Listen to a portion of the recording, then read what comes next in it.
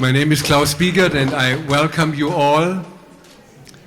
And before I tell you a little bit about the story of the Nuclear Free Future Award, I would like to thank all the ones who made this happen, which is Beyond Nuclear, International Physicians for the Prevention of Nuclear War Germany, the Nuclear Age Peace Foundation, Reverse the Trend, Save Our People, Save Our Planet, and the Prospect Hill Foundation, and all the other supporters of this evening.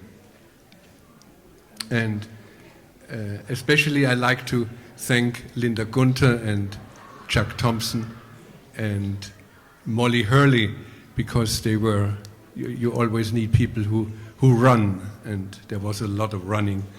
And you all know about Murphy's Law, and we have a lot of stories and which can tell you that this law exists. In 1992, 31 years ago, we had a hearing in Salzburg, Austria. It was called the World Uranium Hearing. And we had people from around the world who testified about the everyday life of nuclear technology. Not accidents, not catastrophes, everyday life. Uranium mining, the testing of weapons, and the storage of waste. And we, the organizers, knew that most people who are affected and our victims are indigenous people. But we said, no, we invite everybody and then we see who comes. We don't want to narrow it before. And we worked for 5 years, and it was a conference of 1 week, and it was, I still get goosebumps when I talk about it, because the people arrived and you could see on all the faces they came from an isolated area. They felt alone and ignored. And after this week, they had different faces, because we helped for them to create a community. And we even had photographs of some people where we said, who is this? Till we finally discovered, because the guy had the same Adidas anorak, that it was the guy from South Africa, the day when he arrived and the day when he left. So we broke the isolation. And after the hearing was over, people said, when is the next hearing? And we said, there is only one. I mean, we wanted to prove that this technology is a fatal one, and it's an error, and we have to find an exit. But the next hearing would bring the same results. But the idea behind the question, when is the next hearing, was, when will we meet again? And that's when the idea was born, that in a theme, in an issue which is mainly a destructive one, we have to create moments of celebration. And we have to celebrate the ones who are stubborn enough to fight and don't give up. And they don't do it for themselves, they do it for all of us. And that's how the Nuclear Free Future Award came about. And we begin with Tina Cordova, and she is Arjun Machayani of the Institute of Energy and Environmental Research here already, because each of our laureates will be introduced. And here he comes.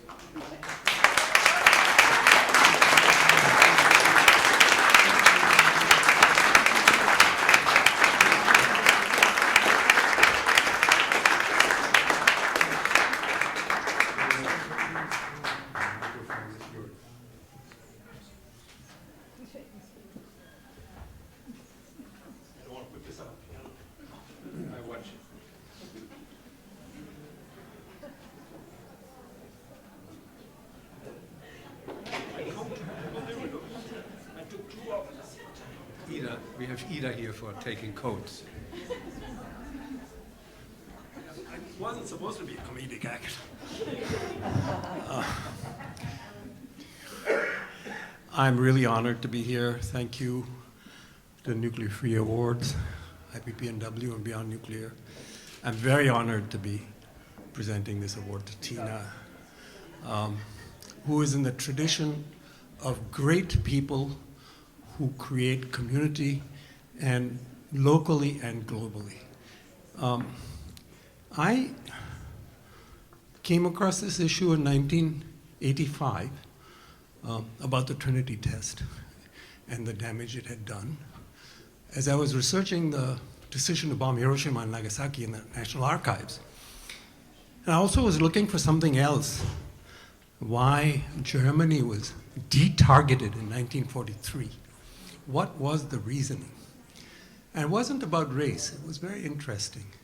That's a topic for another talk, but it is something that is practically not known and was not mentioned in the now famous Oppenheimer movie,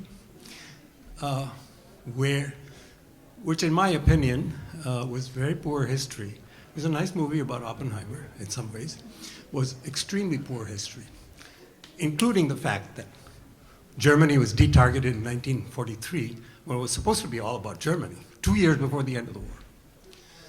And the other thing, of course, that was erased, that had been erased for 78 years, not as erased now as before Tina started working on this, was the catastrophe that happened on July 16th in New Mexico.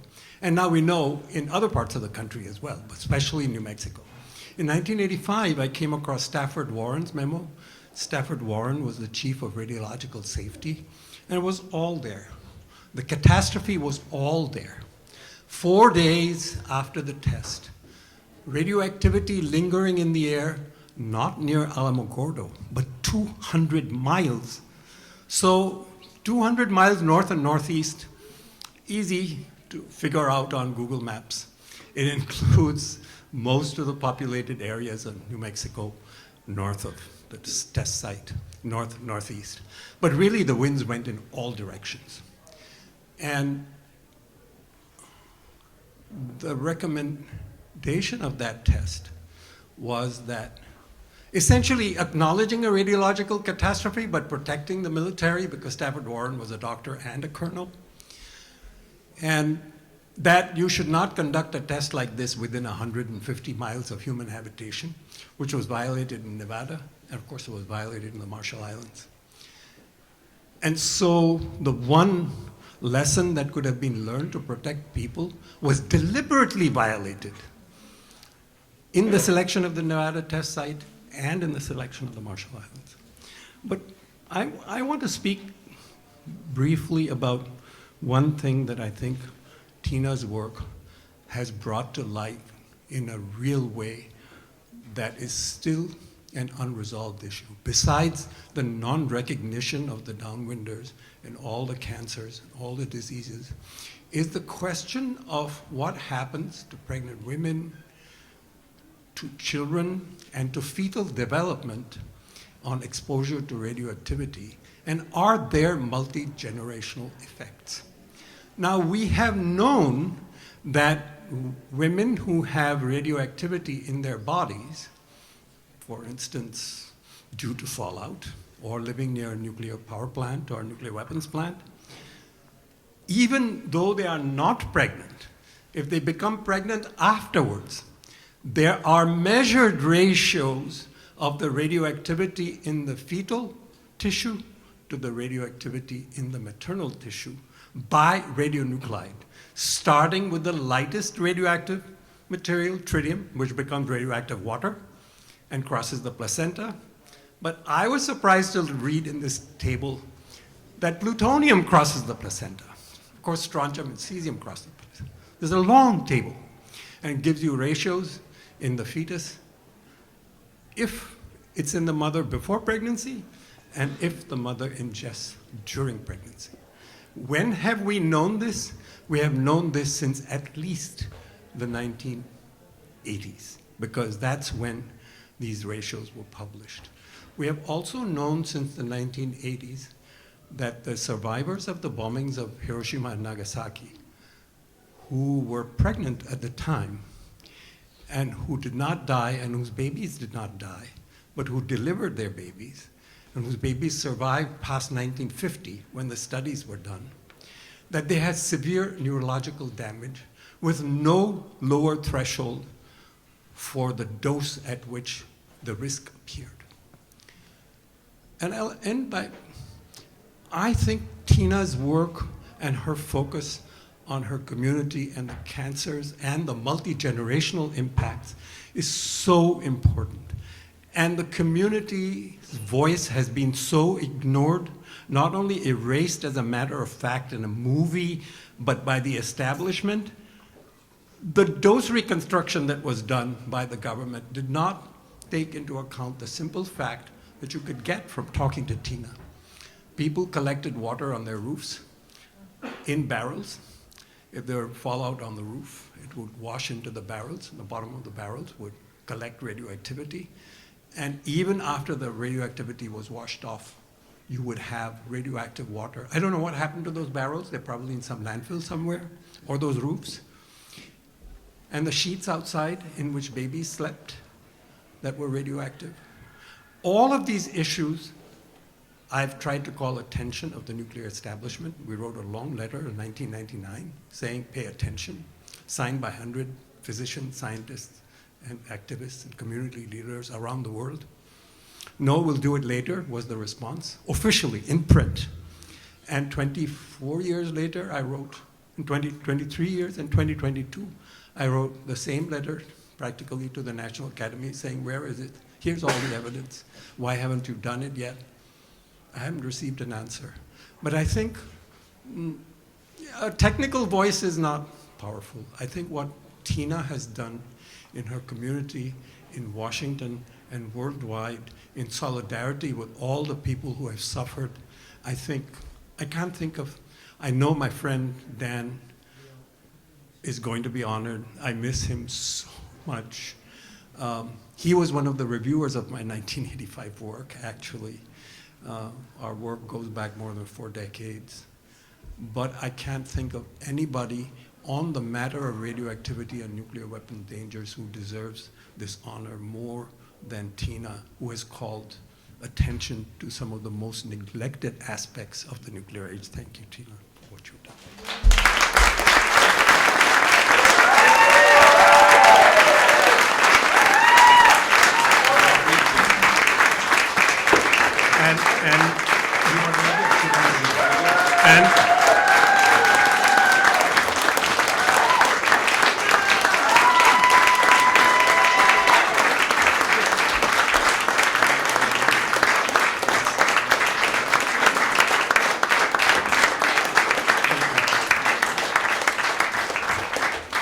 And the award says, to Tina Cordova, USA, for her tireless campaigning for recognition and compensation of the Trinity Downwinders, innocent victims of the first atomic test in 1945, from the Nuclear Free Future Award.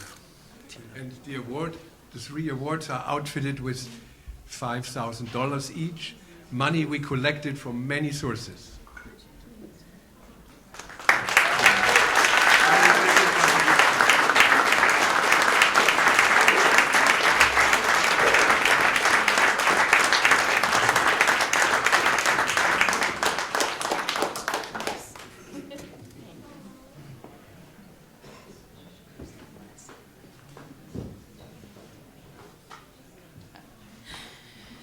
As an activist, when you start out doing this work, you don't expect evenings like this.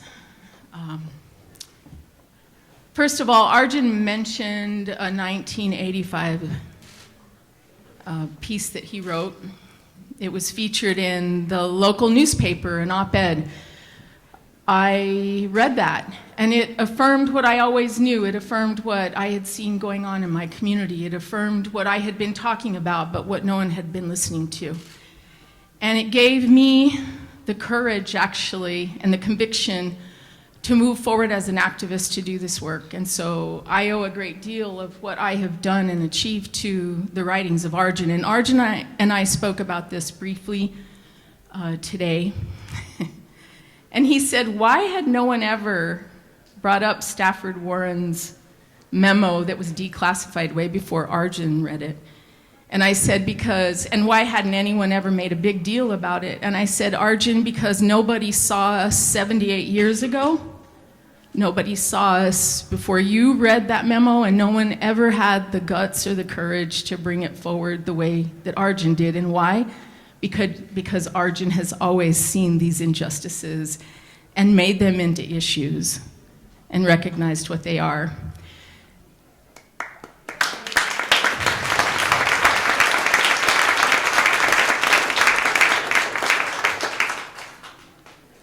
I want to say my father's name out loud. I always say that we've heard Oppenheimer's name over and over. I would have put my father up against Oppenheimer in every measure except nuclear physics. And if my father had had an opportunity to go to college, he may have been a nuclear physicist, who knows. But my grandfather was killed in Germany. My father's father, he's buried in Belgium. And my grandmother raised 5 children alone. But it was my father and my mother who taught me about courage, about standing up when I know that things aren't right. A lot of people don't know this about me, but I'm a trained scientist. I did biological research. I have a master's degree in biology. I had an NIH grant to work on the toxic effects of aluminum on rainbow trout because of the smokestacks in the Four Corners area and the fact that we were losing the trout in the waterways in that region.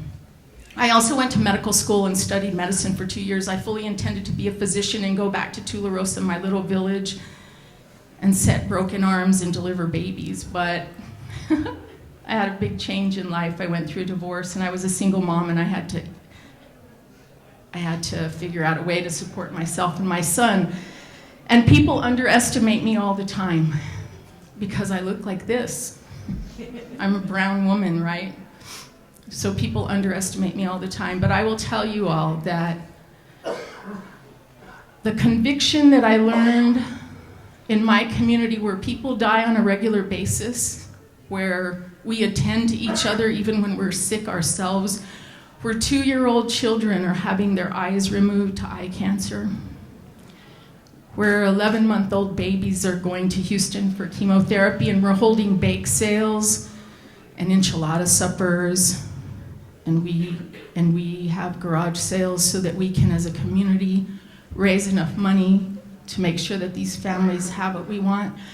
I see that as a huge injustice in a nation like this. We had our lives and our lands invaded. They didn't have the decency to warn us before or afterwards, and we've been dying ever since. I'm the 4th generation in my family to have cancer since 1945, and now I have a 23-year-old niece that was diagnosed with thyroid cancer like I was, and she's had her life upended. And we now know in my family who's next, because we don't ask if we're gonna get cancer, we ask when. And that is what the US government left behind for us. That is the legacy of what we live with. And I heard you say today that you do this because you have children. I have a son and a grandson, and they bear those genetics. And that's why I do this work also. Because I can't stand or bear the thought that someday I will see one of my precious grandsons have to go through what my niece is going through right now. I can't thank you all enough for what you do by raising up our voices, by seeing us in a way that the Oppenheimer movie didn't have the guts to portray. If you watch the movie, it's as if it took place in this vacuum. They don't show how they stole the land from the people of New Mexico, chased them off, slaughtered their animals, burned their crops, and sent them away $7 an acre, never to reestablish a livelihood. They had to go to work at the labs. We're the people that built the roads and the bridges and the facilities and then cleaned them. We're the men that lost our lives in explosive accidents. We're the women that were bussed up there and cooked every meal, cleaned every house, changed every diaper, fed every baby bottle. But they don't portray that. They came to New Mexico to film that movie, and they invaded our lands and our lives the same way that they did when they established the Manhattan Project. They took our tax incentives. I've mentioned it today. 47% of all the people in New Mexico rely on Medicaid for health care, the highest in the nation. Why? Because we're a sick population. We were the uranium miners. That they used our poverty against us. They promised us a better life, and they sent us into the uranium mines without proper protection. And now we're dying. My good friend Phil Harrison, who has won this award, called me today. He said, please tell them, Tina, on the Navajo Nation, we're dying every day. We're a sick population. 2 million people in New Mexico carrying $881 million, almost $1 billion in medical debt. And our government says to us all the time, it's going to cost too much to take care of you. Imagine that. New Mexicans were true patriots. During World War II, we've given everything to this. During World War II, we had more people enlisted, more people died per capita of any state in the nation. We bought more war bonds than any other state. We've given everything we have to this. So thank you for recognizing our sacrifices. We are right now on the cusp of them passing the RICA amendments. It's in consideration right now in the US Congress. Senator McConnell isn't sure it's worth it. He's telling us it's going to cost too much. Contact his office tomorrow. Let them know this is vitally important to you. Call Speaker Johnson.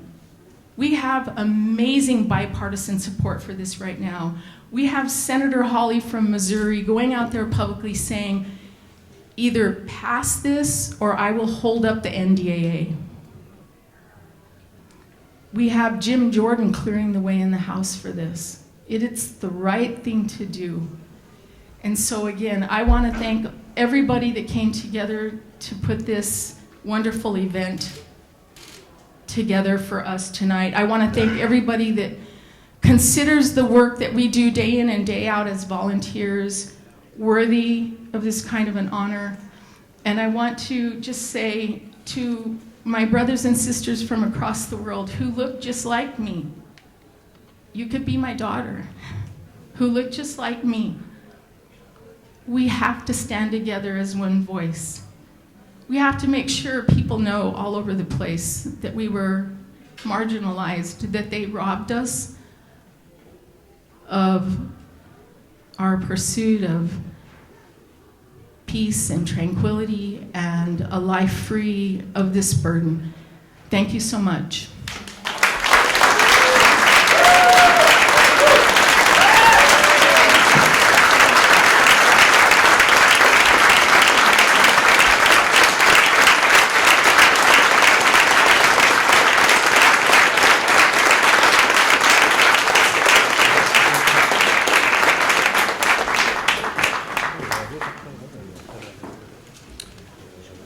Our next laureate is Benetick Kabua Maddison from the Marshall Islands, and he will be introduced from Pam Kingfisher of the Nuclear Truth Project. Is Pam here? Yes.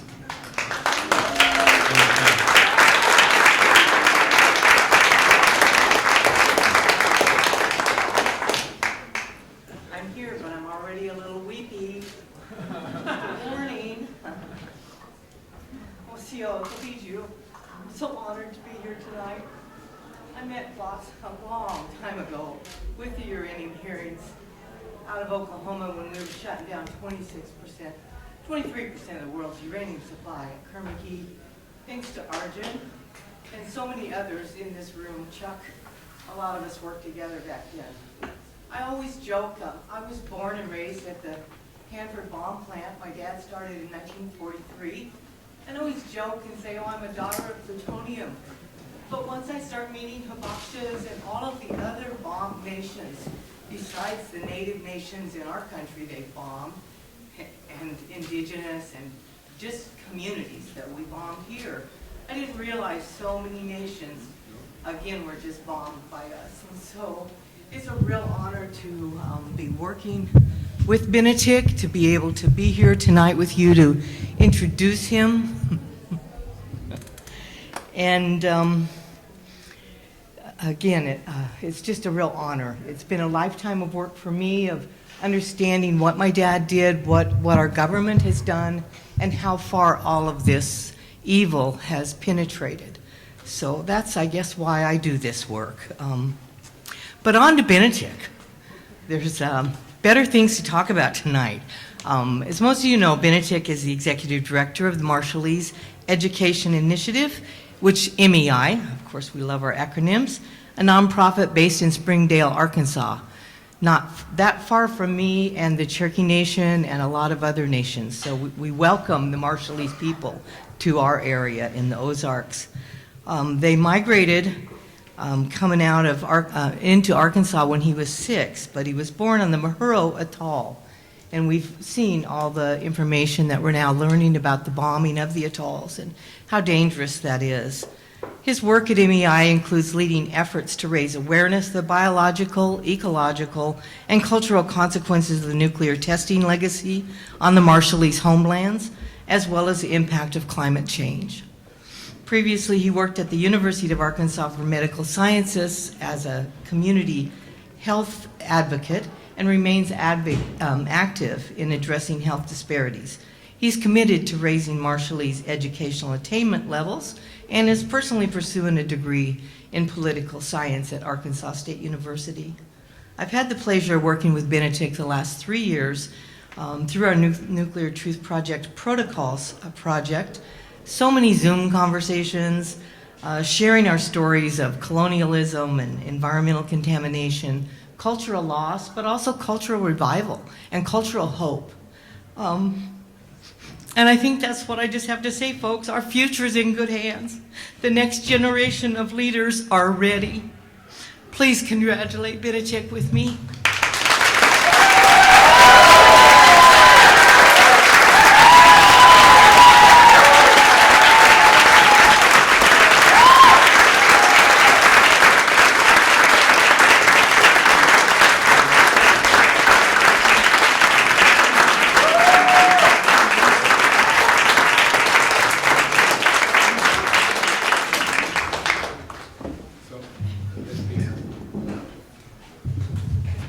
It seems we have only one mic. The document says Benetick Kabua Maddison receives this award for educating the American public about the fatal impact of the 67 US nuclear tests on the Marshall Islands and its people.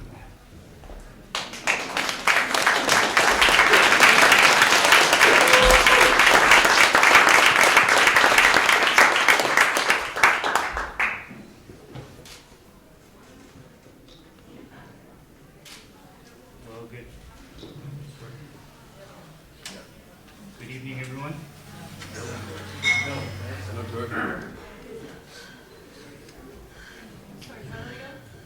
Good evening, everyone.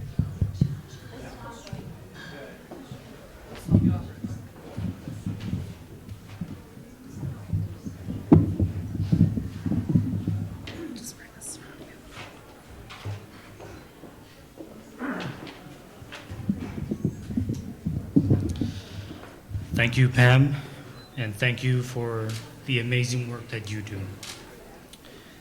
And many thanks to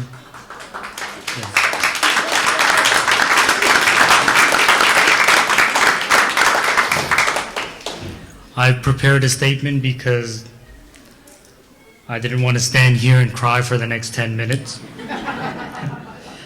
But many thanks to the Beyond Nuclear, International Physicians for the Prevention of Nuclear War, the Nuclear Age Peace Foundation, the Reverse the Trend, and many others for hosting tonight's event. Honestly, this award and being recognized for my work on behalf of the people of the Marshall Islands and for my organization, the Marshallese Educational Initiative, is overwhelming. I relocated to Arkansas from Madra with my family when I was 6. Like other Marshallese families, mine left seeking access to healthcare, education, and job opportunities. We were also prompted to move due to climate change, specifically rising seas. I remember my father picking me up out of the water as seawater ran through our home. In 2014, I was a senior at Springdale High School. The Marshallese Educational Initiative had just been established as a nonprofit to raise awareness about the nuclear legacy and climate change, and to help raise the educational attainment levels of Marshallese community members. The co-founders of the organization asked me to speak at a nuclear remembrance event on the 60th anniversary of the Bravo detonation at the Clinton Presidential Library in Little Rock, Arkansas. It was my first public speech. The organizers wanted to highlight the nuclear legacy, but also link the nuclear testing legacy with climate change. As a young Marshallese, my task was to talk about how climate change affects my home country, but also give hope to Marshallese youth that their voices matter, and that there is work to be done, work they can do to make a difference. Now, roughly 10 years later, I have the honor of leading MEI and spearheading our work to raise awareness of the nuclear testing legacy and climate change, and to educate Marshallese youth about their history. While this work is difficult, it is necessary. Some of our staff at MEI didn't learn about the nuclear legacy until recently. Family members did not want to share their stories because it is too traumatizing for them. I understand this, but I also know that if we do not tell our story, it will be forgotten. Or maybe worse, the colonizers will dictate our narrative, and we cannot allow that.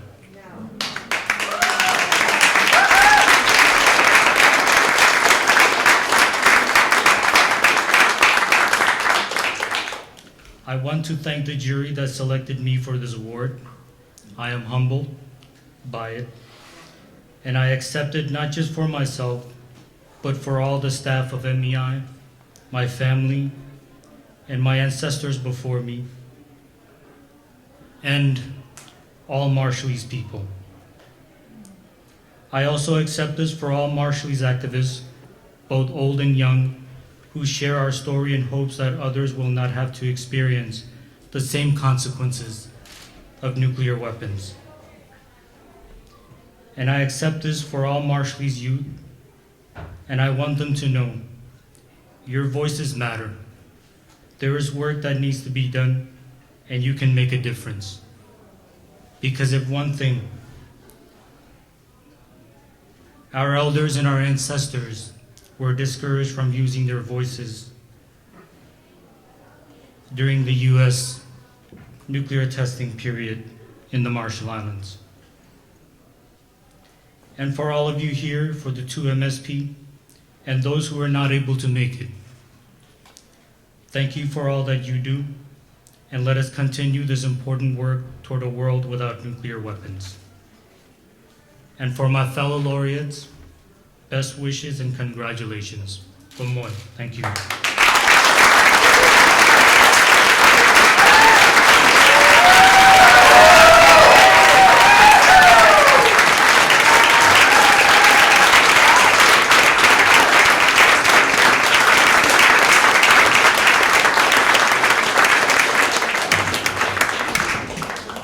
We have some music now planned by Mark Harmony.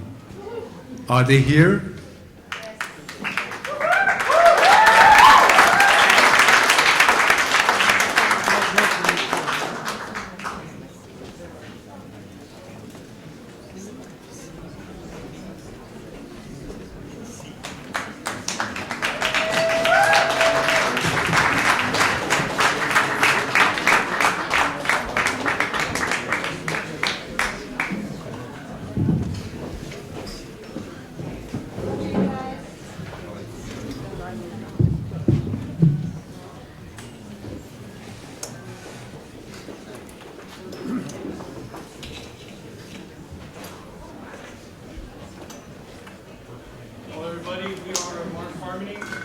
case you didn't know, Mark Harmony is actually an acronym for all of our names.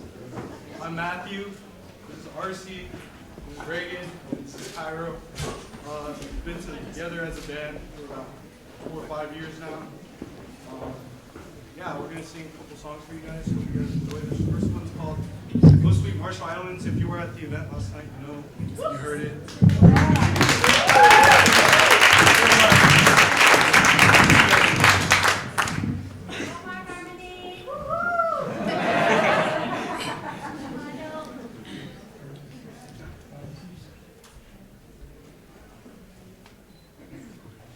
Oh, sweet Marshall Island, you are my homeland. We won't forget you and all the things that we've been through.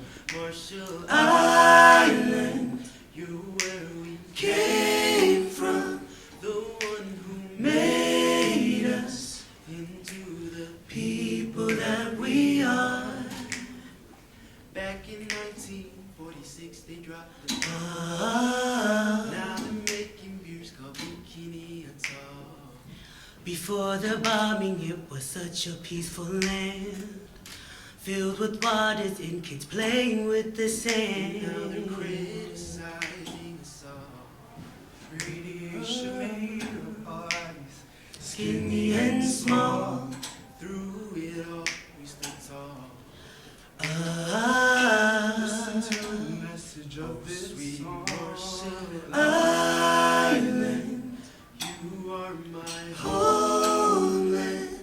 We won't forget you and all the things that we've been through. Marshall Island, you're where we came from, the one who made us into the people that we are. Oh, sweet Marshall Island, you are my homeland. We won't forget you and all the things that we've been through. Marshall Island, you're where we came from, the one who made us into the people that we are.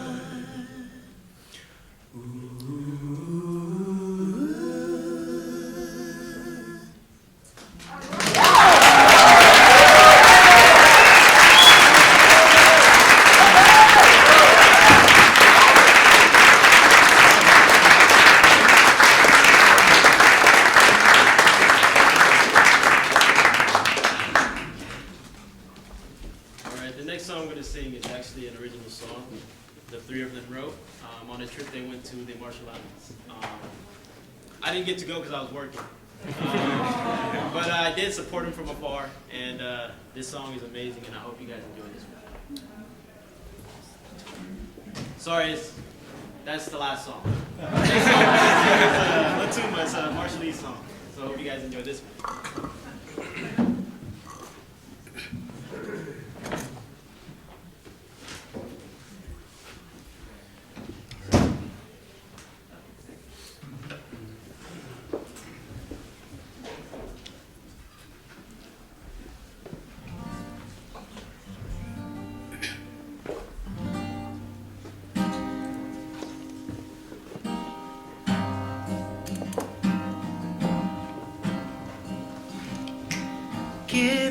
Kimimis wakalimu ko arwajangan gwechera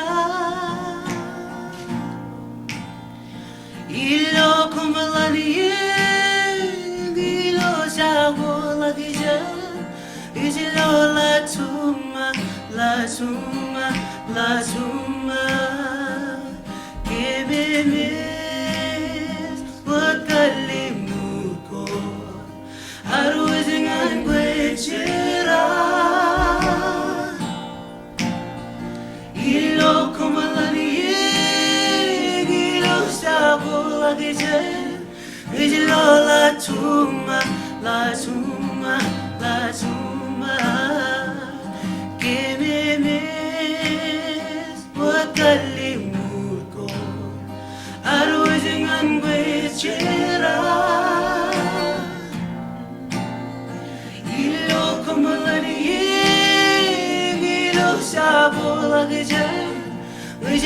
la tuma, la tuma, la tuma. Người cha gì, người lấy ya, imperia, muri lo serada, poromas, imingta, kuya iberi lo mas no, eroro, ilda, kenan guan myori, nan guan myori. Người cha gì, người lấy ya, imperia, muri lo serada, poromas, imingta, kuya iberi lo mas no, eroro, ilda, kenan guan myori, nan guan myori. Give me miss, what kalimut ko, aruzingan gwechera. Ilo komalani yen, ilo sabula gijen, izila la tuma, la tuma, la tuma. Người cha gì, người lấy ya, imperia, muri lo serada, poromas, imingtan, kuya iberi lo mas no, erodo, ilda, kenan guan myori, nan guan myori.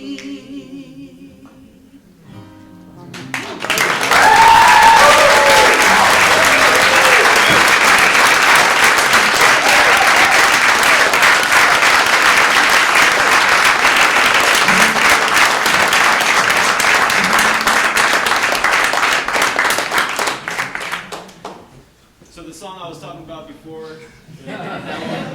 this is that one. I hope you guys enjoy Homecoming.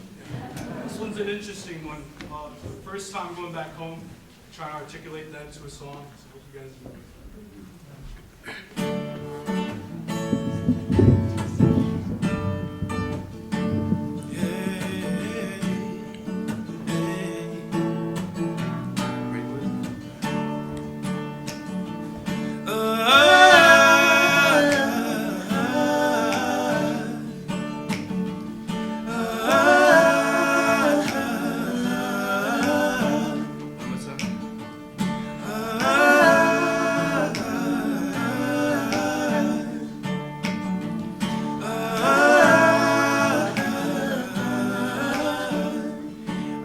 Inspired by so many people I admire, teaching me the manner where I queen and come going higher. Feel the island with my desire, reaching out, come hold my hand. Won't you listen to my heart? It's saying, take me for a ride, chasing sunsets and horizons, peeking past the other side. Came home so I can feel like this. Take a chance in a place that my parents missed. We'll rise with the tides and then we'll reminisce. I came home so I can feel like this. I am on my way to a place where I belong. Feel the ocean in the breeze. I am finally home. I've been Waiting for so long. The sound of the waves brings me at peace. The sound of the rain brings me at ease. I don't ever wanna leave. I am finally home. I've been waiting for so long. 'Cause I came home so I can feel like this. Take a chance in a place that my parents missed. We'll rise with the tides and then we'll reminisce.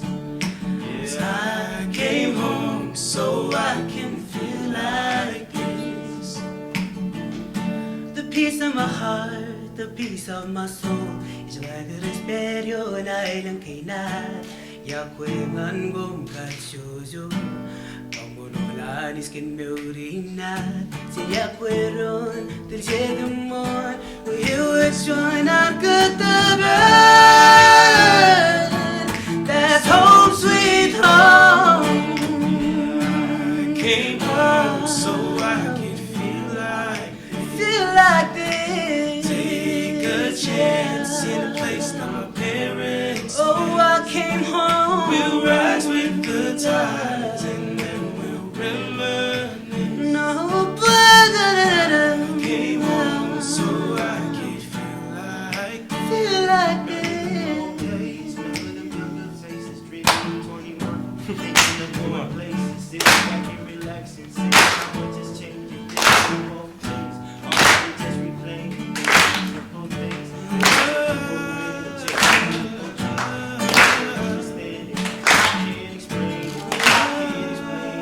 Oh, I can feel like this. Come down to teach you, come rock this way. Come down to the jungle. Come down to the come rock this way. Come down to the island. Come down to the come rock this way. Come down to the jungle. Come down to the rhythm. Come rock this way.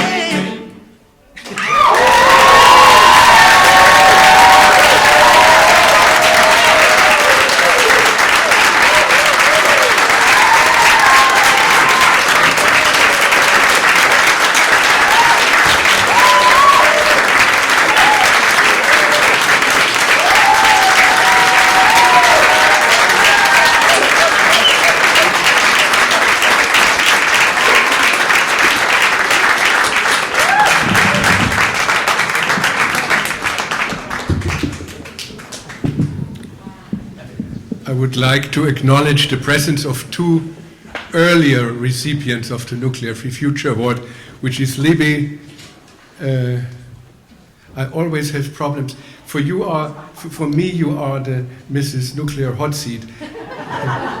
Libby Hilary. Yeah?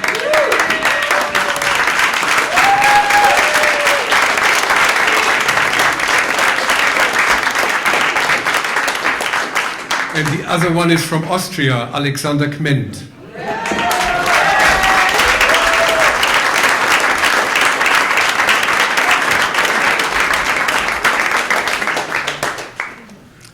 Outside you see copies of the Nuclear Free Future Award. Take it. There are only 30 outside. So, yes?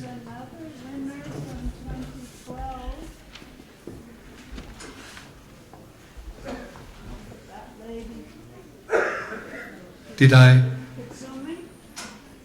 Kutsumi?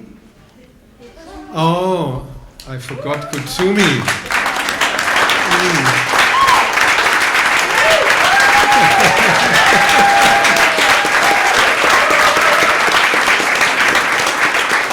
Forgive me. We have three here. Oh. Is there a fourth one? So we move on, and our next recipient is Hinamoeura Morgant Cross from French Polynesia, and she will be introduced by Jean-Marie Collin.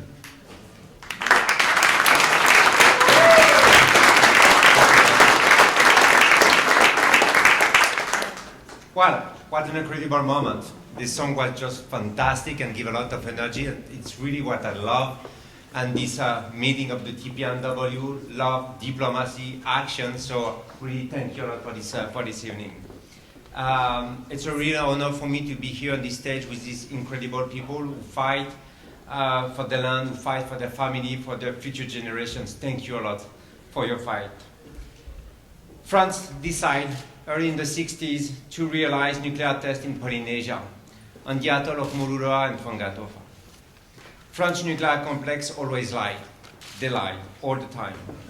They say that nuclear tests were particularly clean, as I quote in a white French papers published in 1973. This language made a long time, stay a long time, and it was only changed in the beginning of 2010 decades. And as I'm here in New York, as I am, and this evening, I'm in the obligation to have a thought to someone was my friend, was my boss, Bruno Barrio, who was awarded of the Nuclear Free Future Awards. He received this prize for his hard work on the consequences of the French nuclear test in Algeria and in Polynesia. Consequences are obviously still there. On the land of Maui Nui, in their waters, in the seabed, in the blood of the population, and of course, endangering the future generations. Hinamoeura said a few years ago, with a strong voice, that her and his people of Maui Nui were laboratory mice of French nuclear complex. She fights for truth and justice. Behind her lovely smiles, she is a warrior against her leukemia, a French heritage. She fights to impose a new voice as an anti-nuclear activist. She fights to impose a new topic on the debate. What is going to happen to the future generations of Maui Nui? She fights to be a politician, and she wins. Not only the elections, as Hinamoeura is since May 2023 an MP. Even for me, it's hard to believe, but she is an MP.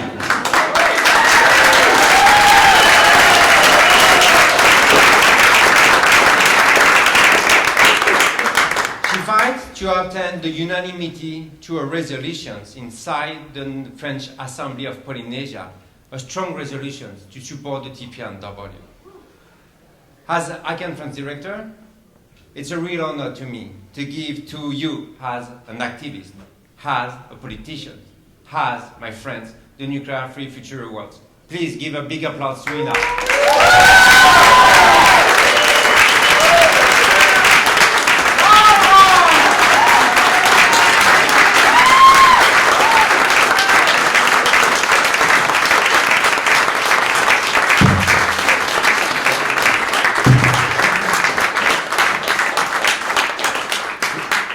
Again, I quote, Hinamoeura Morgant Cross receives the award for her passionate pursuit of compensation and medical support from the French government for the victims of the 193 French atomic tests in Polynesia.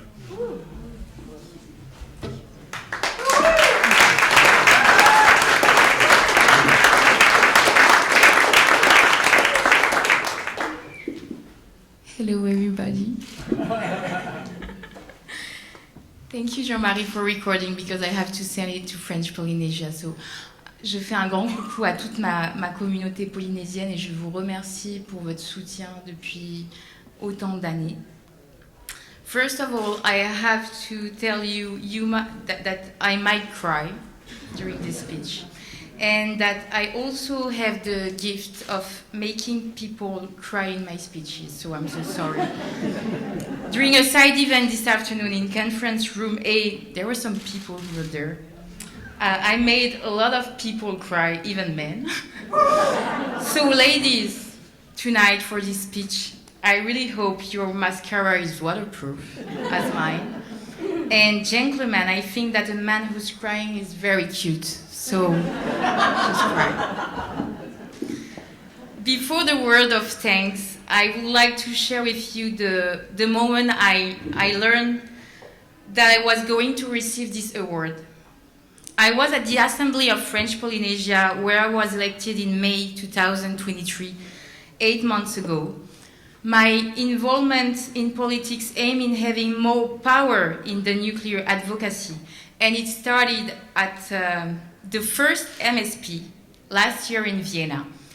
As a simple activist from ICANN France, I had only 2 minutes of speech to talk about my people, to talk about our affected community. And I was jealous of politics because they had more time than me. And I was also jealous of the parliamentarians' meeting, which I did not have access. So it's in Vienna that I decided to go into politics. And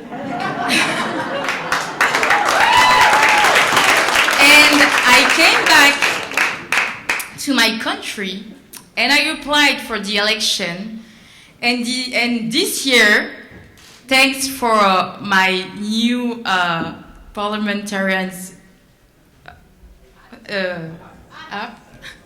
I have 6-minute speech in front of the state parties. And I was able to participate to a parliamentarians meeting. I have colleagues from Parliament tonight. Thank you for being here. Thank you very much. So I am now a representative at the Assembly of French Polynesia, but I have to confess that working in politics, it's very, very, very difficult. Mostly as a woman, I have to confess. It is it's word. It's a very hard word. Abominable world. Really, trust me. So when I received the message from Linda, thank you, Linda, it was in a hard time for me. I was the victim of moral harassment and suffered from my colleagues' jealousy. They hate me. So I was wondering about my place in politics. I was very, very unwell. So when I read the message from Linda, telling me that I'm going to receive this award, I cried. This news was the light in the dark time I was in. This award reminds me why I got into politics, to defend the nuclear advocacy that unites us all. This award allows me to get back to the basic and just motivates me to continue our advocacy. So I'm also proud to tell you, as Jean-Marie said, that my first text as a parliamentarian was a resolution in support of the TPNW, which was voted on unanimously by the Assembly of French Polynesia.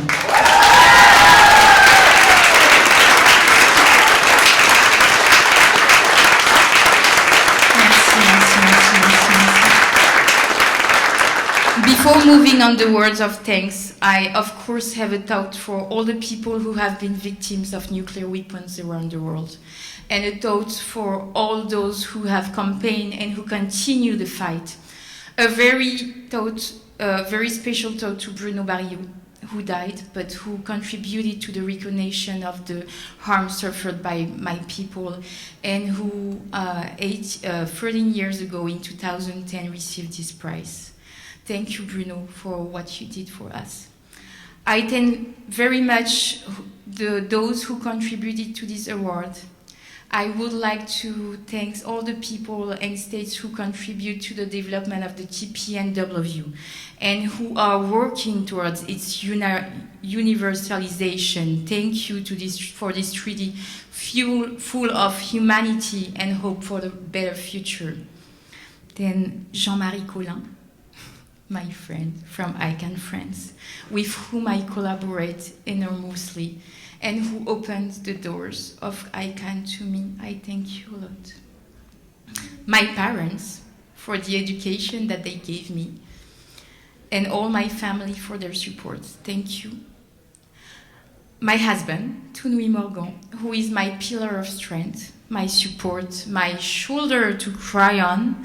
Thank you so much. I wouldn't have as much strength without you by my side.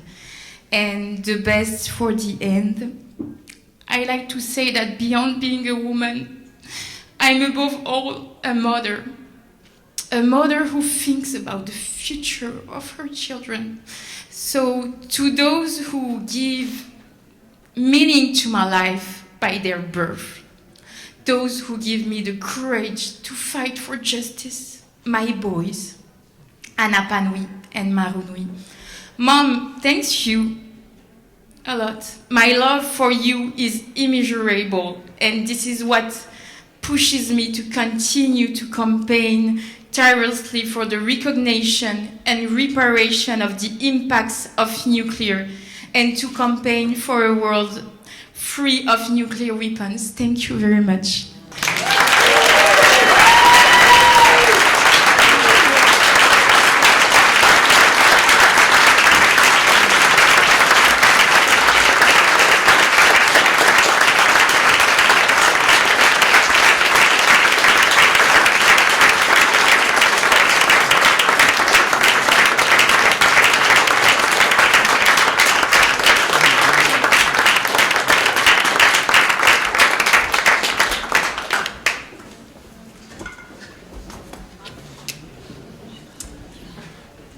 we do come now to our honorary Lifetime Achievement Award. The Nuclear Free Future Award always has money awards and honorary awards. And the honorary awards for many years were pieces of art donated by artists. And in one year, 2 artists came up with a series of Delft porcelain plates, this Dutch style of windmills. But they started a series with nuclear power plants. They said, one time we will look back and say, there was a time when we had this kind of energy-making machines, but they only exist on this, they're not there anymore, but we are reminded of the nuclear past. And this is handwritten Nuclear Free Future Award, Lifetime Achievement Award, posthumously to Daniel Ellsberg. And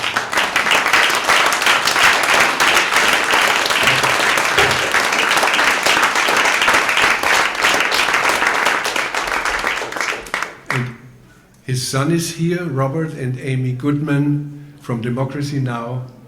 Will say a few words about Daniel, who she knew well.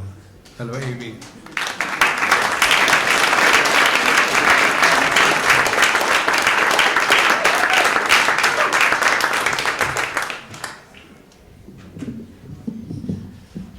Boy, listening to Tina, to Benetick, to Hinamoeura, this room is very crowded with hope, with possibility, with the energy of them and all of you. I mean, without that kind of determination, there's really no possibility for change. So from the bottom of my heart, I thank you all for what you do. And I thank Dan Ellsberg. I wish I was giving this award to him now, but what he has given to the world over the last, 92 years, Robert can say. 92 years. The Doomsday Machine, Confessions of a Nuclear War Planner. That's a book he wrote in his 80s about himself and what he learned working for the Pentagon and the Rand Corporation and US presidents, planning for nuclear war. And most importantly, what he learned from movements. He talked about being in the Pentagon and looking outside and seeing the thousands of people protesting, or hearing about those draft resistors that were going to prison. And he began to think, what can I do in my vantage point of this protected space? And he looked behind him and saw a vault, a safe. He was one of the few people who had the secrets of the US government's involvement in the Vietnam War. And he decided to open that vault, that safe, make copies of the thousands of pages that were not supposed to be revealed to the public, but he felt were in fact the public's. And that became the Pentagon Papers. Dan Ellsberg would then face espionage charges. Thought he would be in prison for the rest of his life and prepared for that. But that case was dismissed against him. And he knew he wanted to dedicate his life to something he felt that was even more important. In 2006 or 7, I was asked to go across the country to Portland, Oregon, where there was the annual convention of the UUs, the Unitarian Universalists. There were thousands of them. They were gathered. And I was moderating a panel with Robert West, who was then head of the UUs, with Alaska Senator Mike Gravel, and with Dan Ellsberg. So their connection was that when Dan released the Pentagon Papers, he got Senator Gravel to read them into the Congressional Record, which made them public. And then the Beacon Press, which was owned by the Unitarians, to publish this for people to have for all time. So when I stood up on the stage, I said, Dan, we're going to tell this whole story. He said, what are you talking about? So I said, oh my God, we have these are 3 first-person accounts of your bravery and what you did, all of you. Possibly were going to go to prison. And he said, I don't want to talk about that. That was decades ago. I need to talk about nuclear war and how to stop it. I said, Dan, but the 3 of you, we've never had this together. And the MC got up and he was announcing what the topic was. And Dan's looking at me, no. I said, I promise I'll give you a minute to talk about that. I said, Dan, if you could get up now and talk about what you did and the bravery, I mean, especially with the young people in the audience, for people to understand. But as I promised at the end, after these 3 men spoke, I said, Dan, you were really here to talk about something else. He didn't want to just rest on his laurels of the past. That has never been, I still talk about him in the present tense, important to him because his legacy lives on. And he said, you know, there are hundreds of people today who had safes like I did, that have secret documents, and they are plans for nuclear war, and they are at the CIA, they're at the State Department, they're all over. And they, he said, like I, can simply open that safe. You have the combination. Take the risk, because the world faces a much greater risk. That was Dan, through and through, and he never stopped to the very end, to the bravery in facing his own death, confronting pancreatic cancer, and saying he would just live his life to the fullest, with his family, surrounded by them, right until the end, which was such a remarkable inspiration. Dan Ellsberg accomplished so much in his life, was a threat to so many who kept planning for nuclear war. He said, there is no way to plan, which is why we have to plan for the opposite, he said, which is why we have to organize and put our bodies on the line, he said. So it's such a great honor to be here with Dan's son, Robert, to be here with Klaus, who started these nuclear-free, and the key word is future awards, because that's why we're all here, about the future.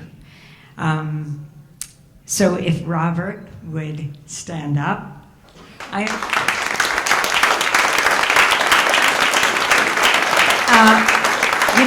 want to say, Robert, my condolences to you. I never got to say that to you in person, though I've spoken to you.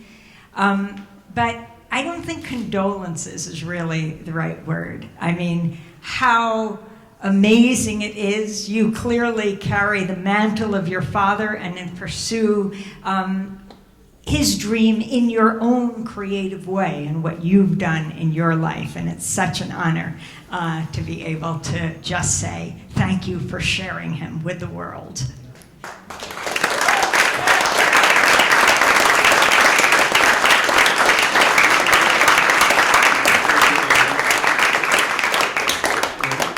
Here it says, the award is presented posthumously to Daniel Ellsberg for his lifelong commitment to humanity in exposing the nightmarish nuclear plans of the US government.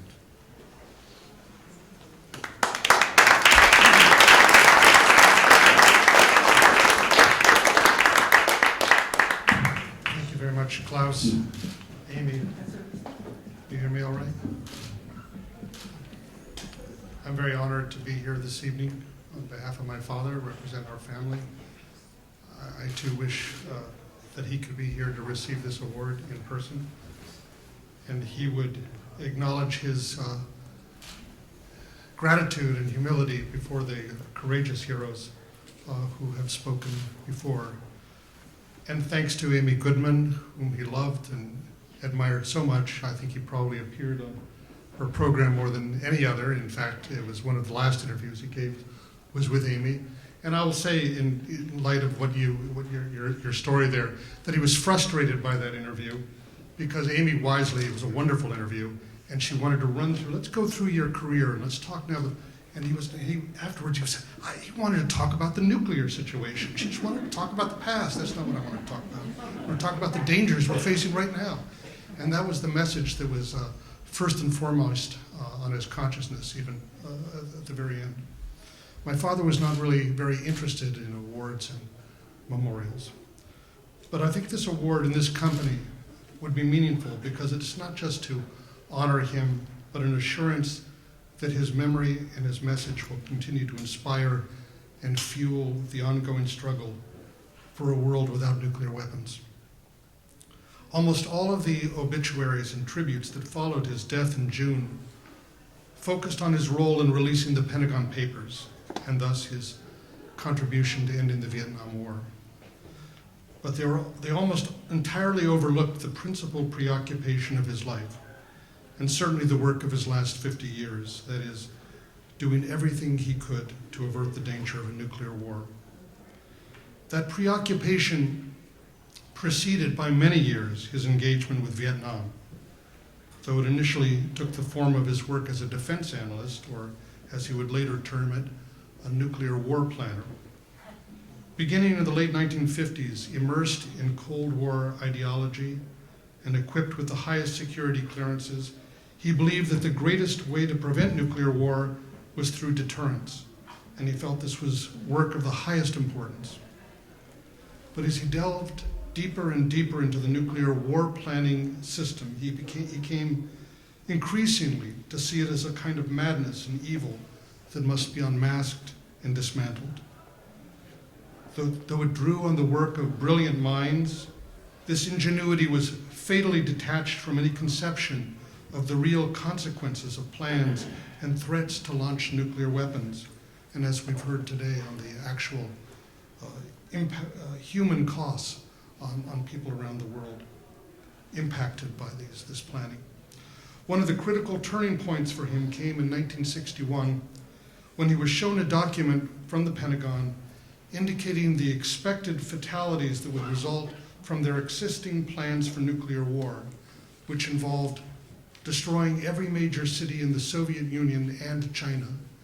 You might stop and consider that. There was no distinction whatsoever. They didn't have even a way of distinguishing between the Soviet Union and China. The number, which included hundreds of millions of deaths in Europe and surrounding countries in South and East Asia, that is to say, ostensibly our allies, was 600 million. This piece of paper, he believed, quote, as he said, depicted evil beyond any human project ever. From that point on, he said, he had one overriding life purpose: to prevent the execution of this plan. Many aspects of the plan did change, some through his own efforts, but essentially none of these changes really affected the dangerousness and madness of nuclear planning, dangers which were even more significant than he realized at the time. One of the things the planners omitted was the effects of smoke lofted into the stratosphere from burning cities. As scientists later determined, the effect of that smoke would be to induce a nuclear winter, introducing a new global ice age, freezing rivers, killing all the crops on which all creatures and human beings depend. Thus, the number of 600 million was actually a fantastic underestimate. It's now 40 years since these first scientific calculations became available. And yet to this day, military planners and political leadership in the nuclear-armed nations continue to act as if this danger does not actually exist, as if we don't know it. It has never been the focus of congressional hearings or government-sponsored research. The public remains largely unfamiliar with this threat. And so my father came to see that the major nuclear powers, particularly the United States and Russia, had each constructed a doomsday machine. a term you might remember from Stanley Kubrick's famous film, Dr. Strangelove, which was actually taken from a real book on thermonuclear war by Herman Kahn, liked to call himself the father of the H-bomb. My father called it a very expensive system of men, machines, electronics, communications, practices, and doctrine, which under conditions of electronic warning would, with unknowable but possibly high probability, bring about the global destruction of civilization and of nearly all human life on Earth, a reality deserving of the word omnicide. Following the end of the Vietnam War, he returned full-time to his efforts to enlighten the public and offer resistance to this mad system. He lectured, taught, wrote op-ed pieces, gave thousands of speeches and interviews. He was arrested almost 100 times in acts of civil disobedience. If I could ask, how many people here were ever arrested with my father? There's got to be some. There are at least a couple. Represent many, many more. Later, he wrote, as Amy said, his memoir, The Doomsday Machine, Confessions of a Nuclear War Planner. In laying out the history and apparatus of the Doomsday Machine, he also laid out practical steps that he believed could fantastically decrease the risk of nuclear devastation. This would involve, as a first step, the dismantling of all land-based nuclear missiles, poised on hair-trigger alert to be launched on a moment's notice. This would not abolish the danger of nuclear weapons, but it would immediately eliminate the principal trigger for the doomsday machine. It could be done unilaterally by either side, with literally no effect on any supposed deterrent capability. And yet, where would the political will to accomplish this come in the face of the massive weight of the military-industrial complex? When my dad learned in February this year that he had inoperable pancreatic cancer, it almost seemed to come as a relief. Though he continued to speak and conduct interviews, as with Amy, as long as he was able, he felt that the personal weight of his mission was being removed from his shoulders. His work would soon be over. He had long identified with the mythical seer Cassandra, who had the gift of being able to see the future, but the curse that no one would believe her. He felt no optimism about the future. Indeed, between climate change and the nuclear threat, he saw very dark times ahead. In light of the crisis in Ukraine, he even wondered in one of his last conversations with me whether the first use of nuclear weapons since Nagasaki would actually occur before he died. He expressed regret that he was leaving the stage with so much work to be done and seemingly so little to show for all his efforts. And yet he called himself a person of hope. He said that this was not the same as optimism. It was a way of acting, a way of living hopefully, as if real change was possible. He said it would take a miracle to spare us the consequences of our policies. But he believed, even in his own secular terms, that miracles were possible. The fall of the Berlin Wall, the collapse of apartheid, these were miracles. The fact that we'd survived the Cuban Missile Crisis, dozens of near misses of nuclear war, was a kind of miracle, which had bought us and our planet extra time, provided we had the wisdom and the will to make use of it. The first step was to introduce into our political analysis and discussion of nuclear policies the recognition, quote, that what is being discussed is dizzyingly insane and immoral in its almost incalculable and inconceivable destructiveness and deliberate murderousness, its criminality to a degree that explodes ordinary visions of law, justice, crime, its lack of wisdom or compassion, its sinfulness and evil. In a letter he sent to friends in the peace movement, which went viral, he spoke of the hope he placed in those who would carry on the struggle, people like those who are being honored this evening. One person raising a protest wouldn't do it, but many people joining together all around the world, insisting that no nation or group of nations inspired by any principle or ideology whatsoever has the right to threaten the existence of all other nations and every person on this planet. That might be the beginning of a miracle. He said that at the end of the day, his central message was this, that you can't know what you will accomplish. and you may not ever know the results of your actions. But in light of what is at stake, the chance that you can make a difference is worth taking, and at the end of the day, that is a good way to use your life. As all the honorees this evening have shown, the struggle for a nuclear-free future is a long-distance race.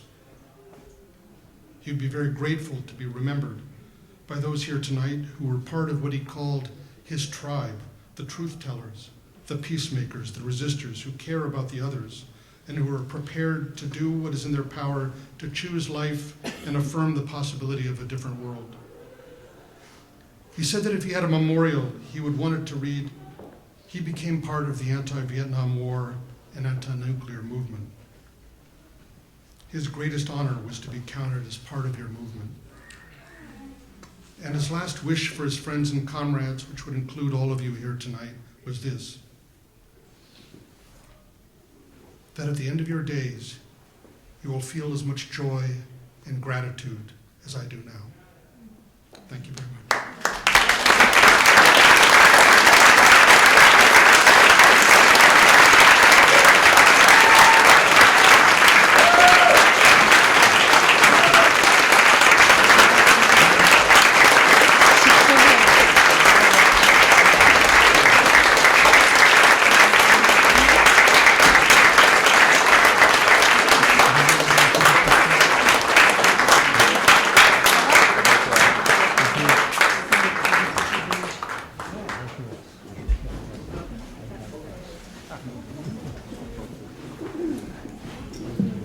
We have Peter and Max Gordon now back with us.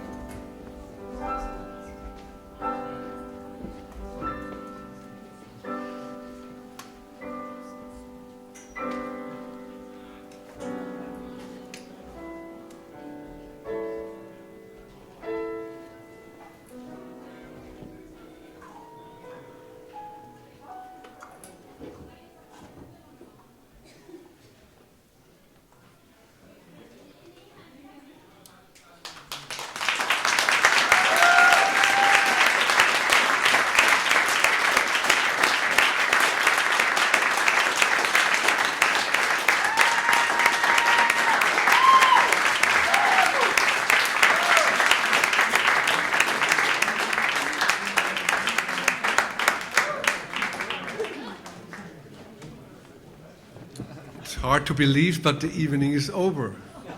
But let me remind you that there is a way to support the Nuclear Free Future Award, and the program tells you about where the money can go. It is an award which is supported since its beginning in 1998 by the donations from all directions. It's a People's Award, and we hope to raise the money from 5,000 per award to double it next year.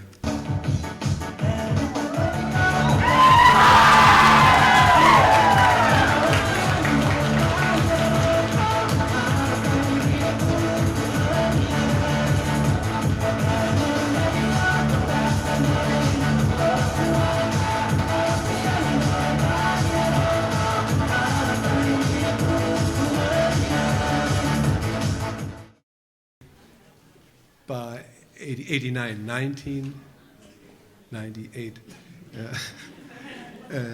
by the donations from all directions. So it's not, the money is not coming from one foundation. No, it's a People's Award, and we hope to raise the money from 5,000 per award to double it next year. It was wonderful to be with you. Thank you very much, and get home safe.